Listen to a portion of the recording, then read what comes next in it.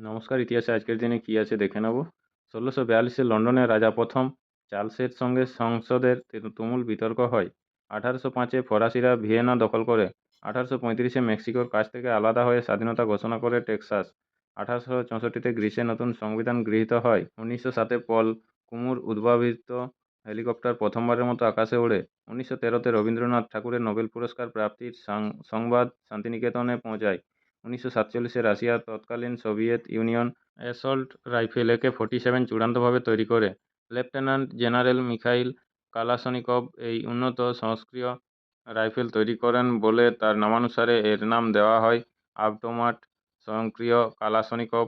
১৯৪৭ বা সংক্ষেপে AK-47 বলা হয়। ১৯৬৭ বিশিষ্ট অভিনেত্রী জুহি চাওলার জন্ম। ১৯৮৯ আকস্মিক ধসে পশ্চিমবঙ্গের রানীগঞ্জের কয়লা খনির অভ্যন্তরে ৭১ শ্রমিক আটকে পড়েন। পরে বিশেষজ্ঞদের সহায়তায় ক্যাপসুলের সাহায্যে ৬৫ জনকে জীবিত অবস্থায় উদ্ধার করা হলে এই উদ্ধার পদ্ধতি বিশ্বে বিস্ময়ের সৃষ্টি করে। ২০০১ সত্যজিৎ রায়ের পথের পাঁচালী ও অপরাজিতার সর্বজয়া খ্যাত বিশিষ্ট অভিনেত্রী করুণা বন্দ্যোপাধ্যায়ের মৃত্যু।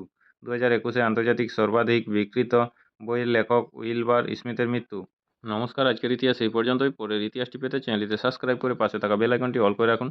সবাই ভালো থাকুন, সুস্থ থাকুন। দেখা হচ্ছে পরের ইতিহাসে। নমস্কার।